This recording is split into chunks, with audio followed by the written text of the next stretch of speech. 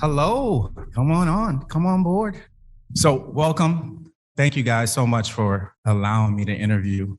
Well, thank you for having us. Well, as we're talking about advocacy, I think, a lot of cancer increasing, unfortunately. And so how do you get people involved, to speak about it? A lot of times people want to keep that a secret. They're not vocal about it, whether there's embarrassment, whether they don't want to be treated differently, whatever the case may be. It's a lot of that. And so to find people like yourselves that can come up and speak about what you're going through to help other people get through it, right? To empower. And that's the whole purpose of this podcast, is to empower cancer patients through these insightful conversations. And so everyone here been affected by cancer in some way. How do we get them involved as advocates? How do we get the people who they know involved as advocates? And so that's what this is about. And so as we go into this and get into it, I like to say, for one, why did you decide to become an advocate? Let's start with the basic question. Is that? I guess I'll start since I have the mic. So I decided to get into patient advocacy because I experienced a pretty rapid decline in my health and required quite a number of touch points with healthcare professionals before I was taken seriously. And by the time I got to my diagnosis, I only had about a day left. And when I was finally diagnosed and landed in the hospital, I kind of had a moment and said to myself, I just don't want anyone else to have to go through this. So I need to do something about it. And that's sort of how I landed in advocacy. Yeah. For me, I lost my dad very suddenly when I was 25. And then about a year later, my mom was diagnosed with multiple myeloma and I became her caregiver as a result.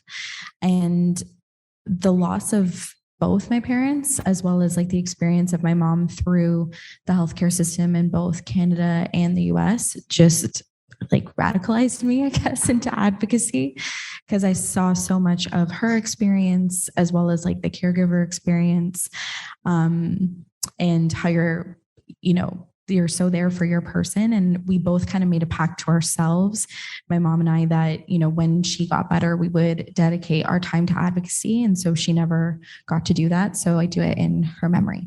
Very nice. Hi, my name's Alyssa. If anyone's listening online and they're trying to figure out who's speaking, my journey to advocacy, for me, it was about finding my voice.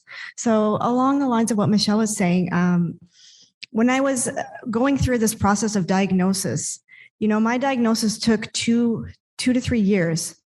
And it's not that I didn't go to doctors. It's that I guess I wasn't being heard. I wasn't speaking loud enough. As a young woman in the medical field, they were quick to brush it off and, explain symptoms away. When I was finally diagnosed after multiple trips to the ER, it took 3 trips till I was actually listened to and admitted and told I had multiple myeloma. I needed to start treatment right away. And for me to have such a serious cancer and to have such an advanced cancer, and no one was listening or acknowledging that, I just felt my journey to advocacy was just all about being heard after that. So, and it's evolved from there to take on some young adult cancer issues as well as multiple myeloma issues. So, it's interesting because one of the, as a healthcare professional, I guess I can see how everyone is just so involved in their job versus trying to understand the feelings that are going on behind that, right? We're not really taught that in our schools, right? This is what you're doing. For me as a radiation therapist, right? This is the theory. This is how we do it. But sometimes you have to step away from your profession in a sense of what you're doing and understand that this is a human being in front of you. How would you feel in this case? So you guys kind of answered the question. I mean, obviously not getting that support propelled you into that. Now, was that a fearful thing? That's the next question, because those who may want to become advocates, it may be a scary thought. How did you get over your fears or doubts in order to pursue and continue?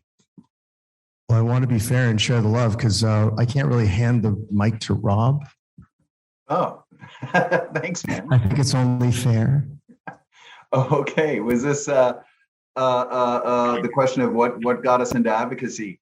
I was straight up pissed off, just really pissed off, and I'd been a very certainly not quiet person, but everything was always fine, and then to be treated really, really dehumanized through the process by medical professionals just made me so angry that I was like, no, you can't do this.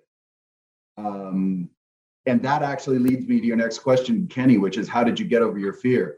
And I know many of us, because I know there's more than 80 people in the room right now, and we all have stories and we all have things. But one of the things during the process of surviving, I experienced something that maybe everybody else experienced, which is, I'm not really afraid of much now. So there was that. There was if talking to a person, I'm good with it. Let's go.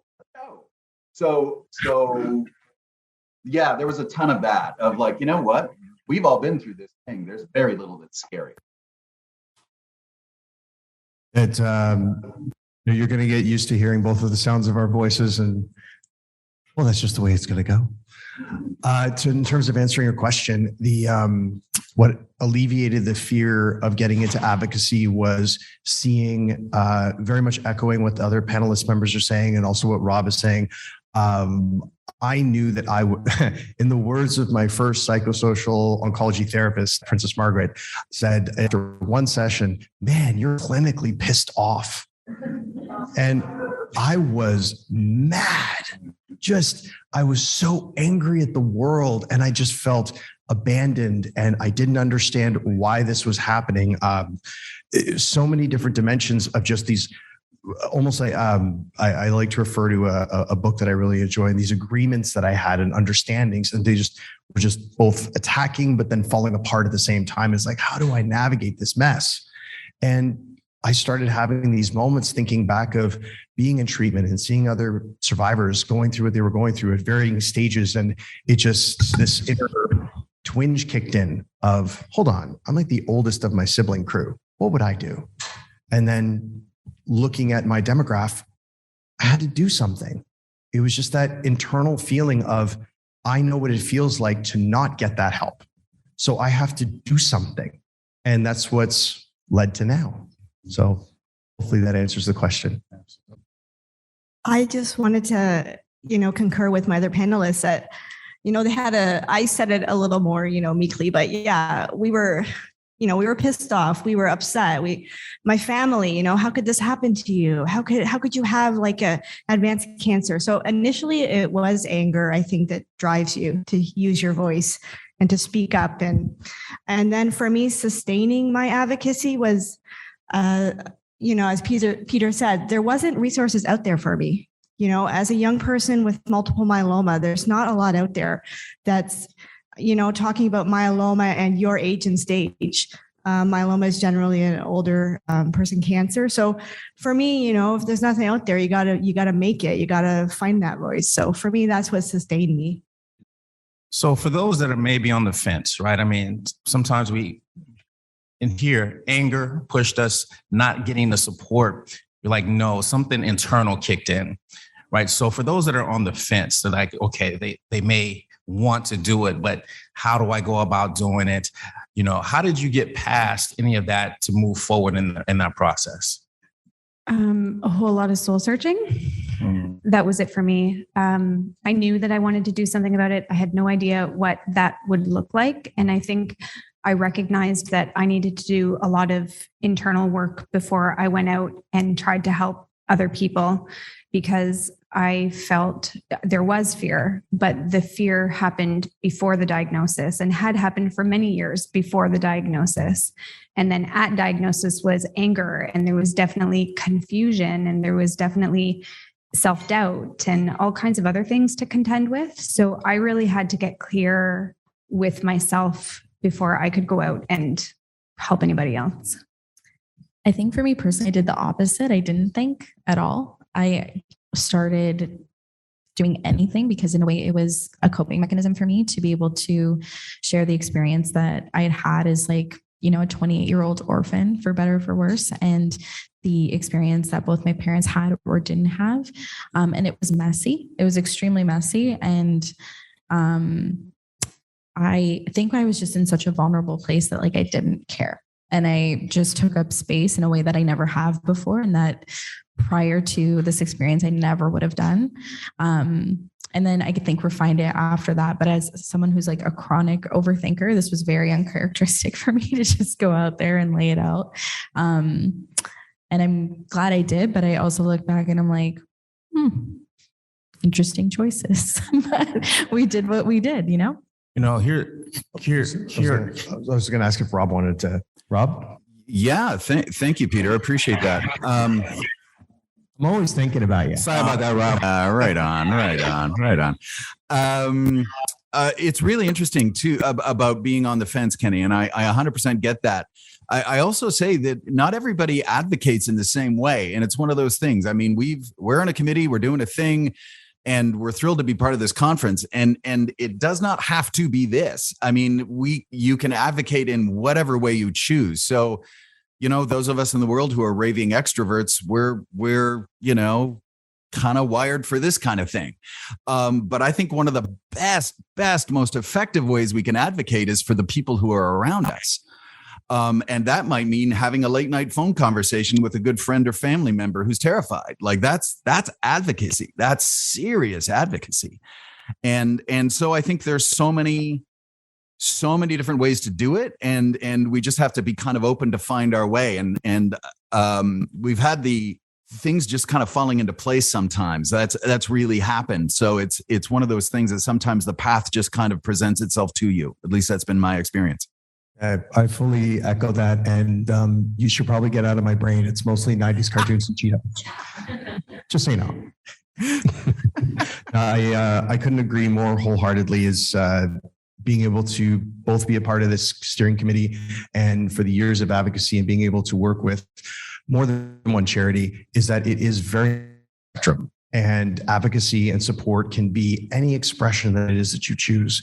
It can be a phone call. It could be joining a board, and anything in between thereof. And as it grows, and it's as unique and organic as you.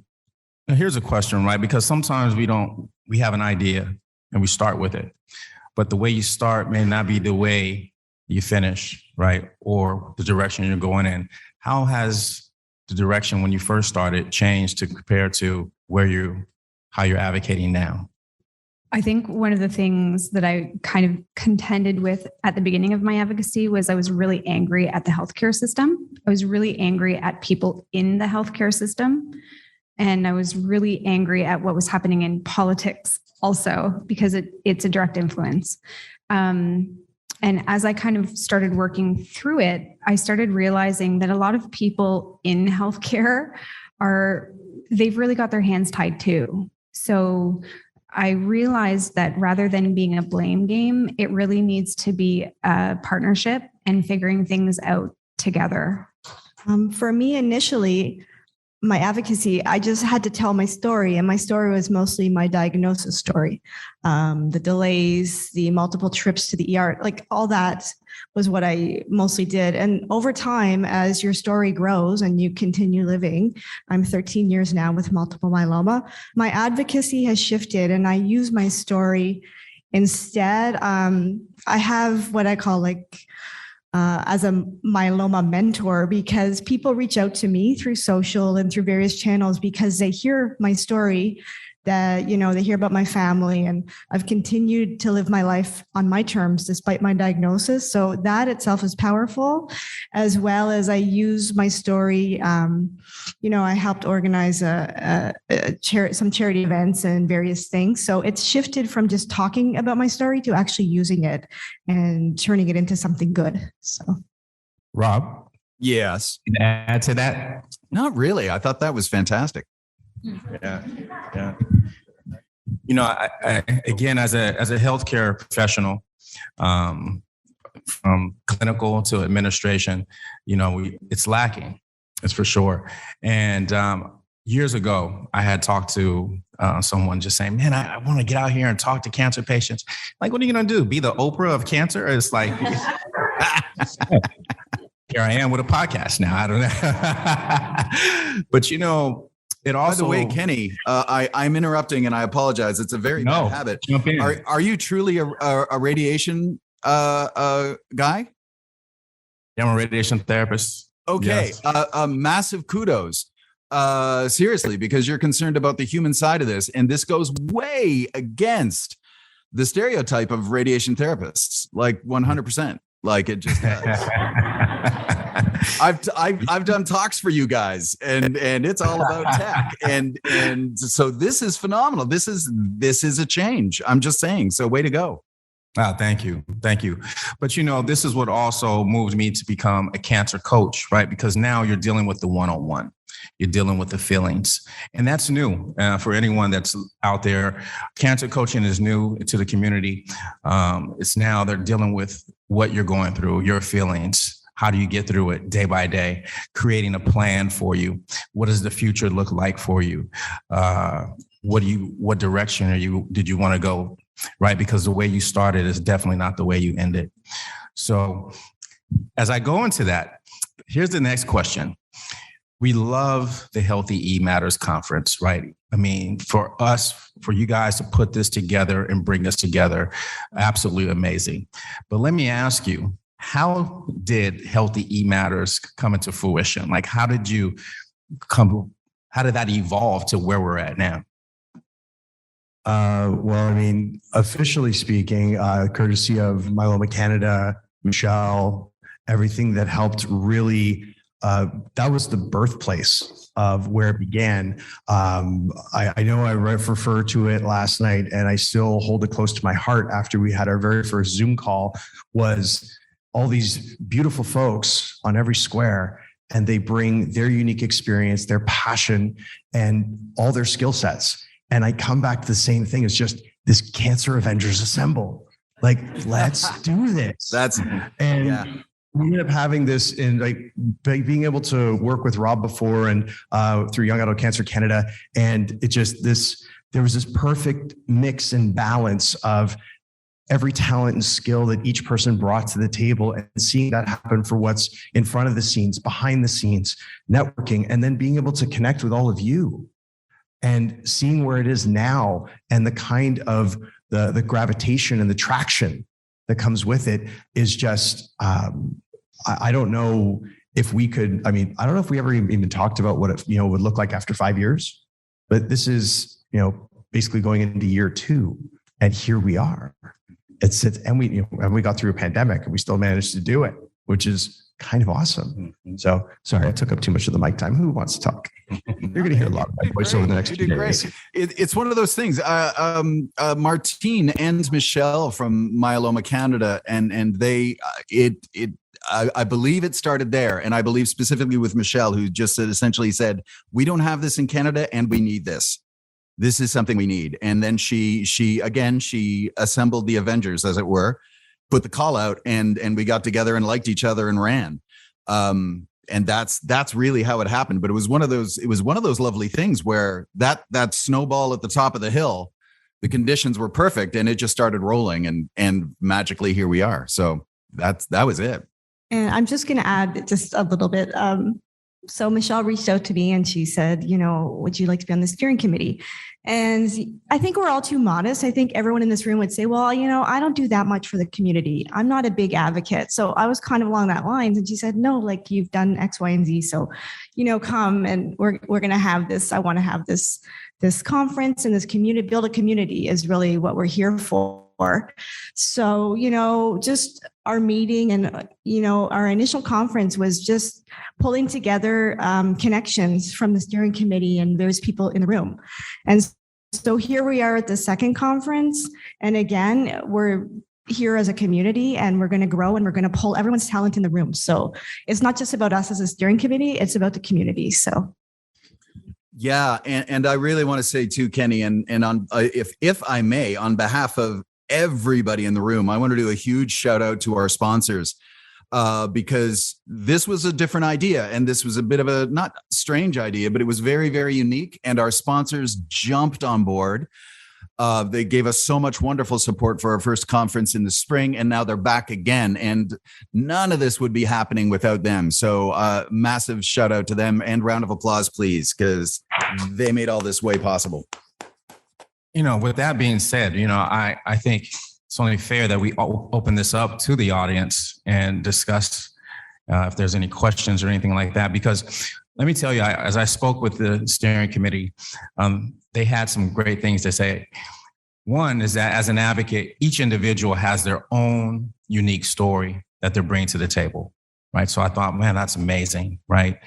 And the second part about it, it said, you always know more than you think you know.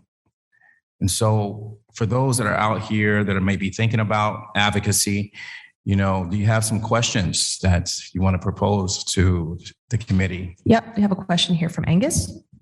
Hi, Kenny. My name's Angus Pratt.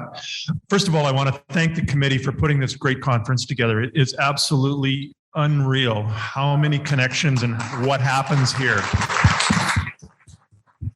But I want to go back to something that you raised early in the conversation around anger and being pissed off and upset and how all of that happens, and ask you, how does that connect to the community and the support that you get from the community? As somebody who very transparently has my moments where I say, I'm angry right now, and I'll just openly express it just so I can get it out of my system. I feel that like any other type of really potent emotion, that's something that inherently connects us, where it's that ability to identify. Speaking earlier about the advocacy side of things, in terms of diagnosis, what I found most concerning was how I was told right off the bat, they said testicular cancer is the most common cancer among men between 16 and 29. And the first thing I thought was, where are they? Never met one. Didn't even know it could happen. Last time I heard about testicular cancer, it was a bad joke in Scary Movie 3. And it was, and now I look at it completely differently, where it's like, oh yeah, that is funny. But to answer your question, I feel that although it's not necessarily, anger has to have its healthy expression, however you're able to find it in yourself. But the fact that we can share that commonality, where we go through our steps and process, that's something where we identify with each other. Where it's, in the words of that previous psychosocial oncologist, I was clinically pissed off, and I had to find other people who got it, who understood. I hope that answers that. Just to build on to what Peter said, I think for me, it's like advocacy comes as a result of like an injustice, right? And to me, a diagnosis, a loss, whatever it is that you may face is a bit of an injustice in life, right? It was not supposed to go this way. I don't think anyone had it on their bingo card, like I'm going to, get X or be diagnosed with Y or lose, W. And I think that creates like the perfect storm for people to want to take action, because it's a brave choice to take action. It's a lot easier to just fester and isolate and, pull yourself away, but to lean into that feeling and embrace that feeling with open arms is very powerful, scary, and not the common choice. So I think everyone who leans in and is okay with just being vulnerable and again, taking that fuel for injustice and turning it into advocacy and growth, and which ends up being like that communal experience is very brave and very special. We've got a question here. Yeah, I have a rather different question. I became an advocate, not out of anger, but I guess out of compassion. I'm a fighter. Boy, you're not going to keep me down. But then I would see all these people who, according to one of my former students who is now an intern in Ottawa, people have sick syndrome. And so what I'm asking you guys, like, if I want to help those people, it's not just the people who are reaching out, who are angry, who are reaching out or whatever. It's the people that just sit there like blobs and do nothing. Anybody on the panel, how do you reach out to them and help them? I can jump in quickly and then we can pass it on. I think personally, it's like you can't make someone do something they don't want to do. And like I mentioned, it's like, it's a difficult choice to lean in and do something. You know, it's not the common choice, and you're not going to be able to reach everyone, and that's okay. There's been times where I've tried, you know, I'll always try. I'm always on Instagram, and I feel like, I swear, like once a quarter, it's someone who has had a diagnosis or lost someone and they're very young. And I'm like, that's me. That's my cue. I'm here. And sometimes you just can't. And that's okay. Not everyone has the capacity, which is why I acknowledge everyone's capacity here today.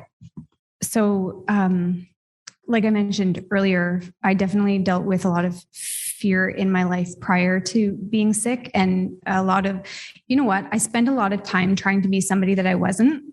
And I was always trying to keep myself nice and tight and be what society expects me to be, and don't say the wrong thing and don't do the wrong thing.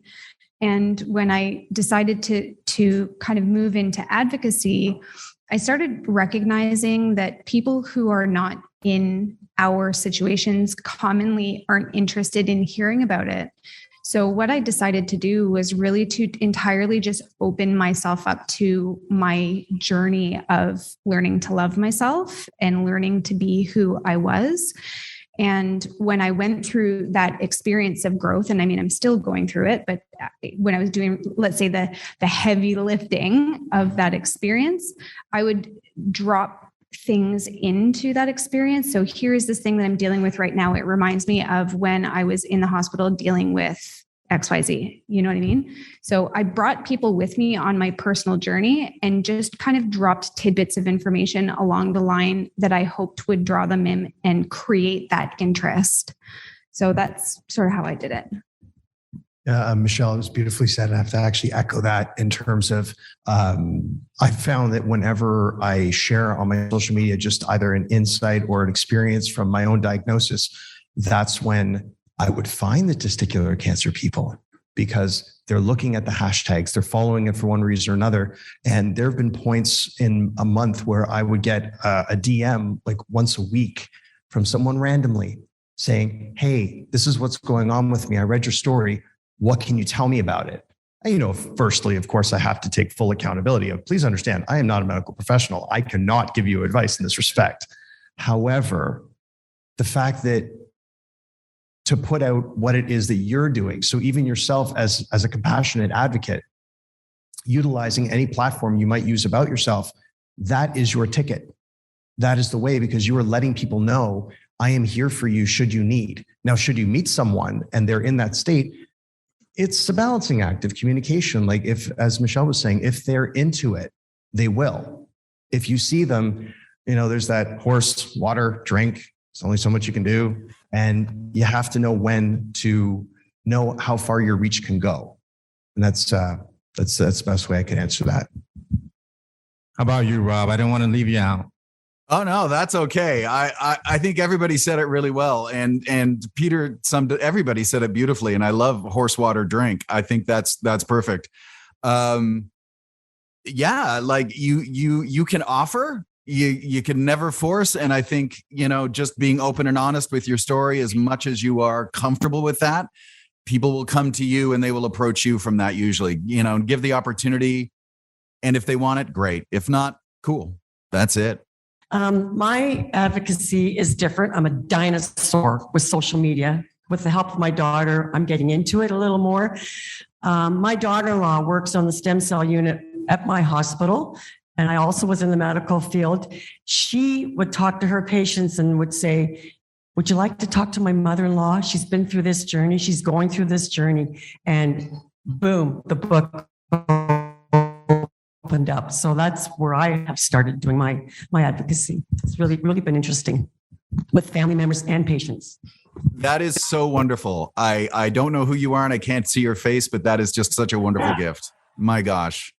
I had a question. The question was, I kind of noticed that there was maybe stages of advocacy that you may have gone through, like the stages of grief, but like, you know, you went through the anger stage and then you went through this, like, could you, and then the follow-up kind of point of that is like, where was that aha moment that where you said, I am now becoming an advocate? Like, what was that? Like, were you in a place like where there's certain situations you remember, you're like, this is where I was. What was that moment for you in that kind of stage? And kind of, do you have like 1, 2, 3 that you were like, I was mad, angry, sad? Yeah. I'd love to, if I may, because it's kind of hilarious. Well, it wasn't hilarious. I had absolutely no resources when I decided. I was depressed. I was semi-suicidal. I was in my apartment by myself. I was broke. I couldn't do my own laundry, and it was 2 a.m, and I was like, I'm doing something and it was, I laughed at myself because it was such a pipe dream. And that was it. And then it just kind of carried me through. And it was actually quite therapeutic because I wanted to tell a specific physician how wrong he was. And literally that got me through 2 months. And it's my 2 cents, but that was it. And then it just kept rolling. For me, I had my first stem cell transplant was in June 2010. And it was at Princess Margaret Hospital. So the Ride to Conquer Cancer, that's the time of the Ride to Conquer Cancer. So there was signs everywhere and, a lot. And I signed up. I'm like, I'm going to do that ride next year. For those who don't know, it's a 200-kilometer cycling event over 2 days. And you have to raise, I believe it was $2,500. So we signed up. My husband, I bring him, he comes along the ride with me. So he volunteered as a bike mechanic, and we signed up to do this ride. And that was the first time when I started sharing my story on social, fundraising, forming a team. And I think we did the ride 2 years. I was able to get in shape to do the ride, which was a miracle considering I could not even walk a flight of stairs when I left the hospital. But we did it 2 years, and over those 2 years, we raised about $10,000 for the Princess Margaret Charity Foundation. So that was the first time I was able to see that, your story is powerful, and you can use that. How you choose to use that is up to you. So, echoing my co-MC, the aha moment ended up being a bit more on the funny side. And also got my treatment at Princess Margaret Hospital. I remember just trying to process being in treatment at 26, and a majority of the other patients were pretty much 60 plus. I had nurses that were younger than me, and I was just trying to wrap my head around it, trying to find some, for lack of a better word, try to find some grace. And there I was trying to entertain myself, and I bring books and this and that, and I've been asking questions to try to get educated on different forms of treatment. And I was learning about different chemos. And as I was doing a lap, because, 3-5 hours, you get kind of bored, I decided to do a lap around the daycare. And there was this elderly woman, and she was getting her treatment, and she looked at me and she just goes, "It's so sad. You're so young." And my first instinct was, I looked at her and I said, "You've got blue chemo. That means you're going to have blue pee." As I started walking, I heard this hysterical laughter behind me. And when I finally got my way back to the chair, one of the nurses came up and said, "Do you know that's the first time she's ever laughed?" And then it was just, I got this. And it seemed like, why not? And in the process of, I'm really transparent about this, during my treatment, I was a huge fan of real-time watching Buffy the Vampire Slayer. That was my jam. Every episode made sense. And now, so many years later, 20 years later from first diagnosis, I'm known as the guy who's got the tattoo on his forearm that says "Fight cancer like a Slayer." And the times that I've gotten smiles and people point at it and they say, "Hey, you're that guy." I didn't know it was going to be that guy. I was somebody making fun of another person with blue pee. But in that moment, it made sense. So yeah, that's the giggle is what led me. I kind of took a bit of a different approach myself. So for me, it was a little bit of a slow drip. The day I was diagnosed, that was definitely the day that I was like, hey, I need to do something about this. Again, I had no idea what that would look like. But I just kind of started reaching out to people and asking questions and, researching different organizations. So there's an organization in Toronto, it's called the Nanny Angel Network. And I wish I had known about it when I was going through treatment, because they are a nonprofit who provides support to moms with children going through cancer. And I just thought that it was the coolest thing. and I wish I had known about it myself. So I reached out to the president and CEO of the organization and said, "Hey, I love what you're doing and I'd love to have lunch with you." And she said yes. So for me, I think when it flipped and I was like, "Hey, I'm doing this thing," is when I had made enough of those connections and those people started coming to me with questions. And that was the first time that I was like, this is cool. Yeah. Well, I just want to thank the entire committee for allowing me to interview you, for you to allow me to listen to your story, sharing your story with everyone else. You know, advocacy is not for the faint of heart, but each person has their individual story. And so hopefully we picked up on that today, is that if you have something to say, you know, by all means, speak up, you know, because you don't know who can benefit from that. And most important, they asked me, "Why did you start this podcast? Why did you start All Talk Oncology?" And the why is because, you know, there's a need. A lot of times cancer patients, people that were diagnosed, they get counted out. And for me personally, I know what that's like to be counted out. And so being diagnosed with cancer doesn't necessarily mean it's a death sentence, but people need to know that. And so in order to get that news put out into the universe, into the world, we need advocates. And so thank you guys for allowing All Talk Oncology to interview you. And this is Kenny Perkins, AKA Your Cancer Guy. And until again, we're out.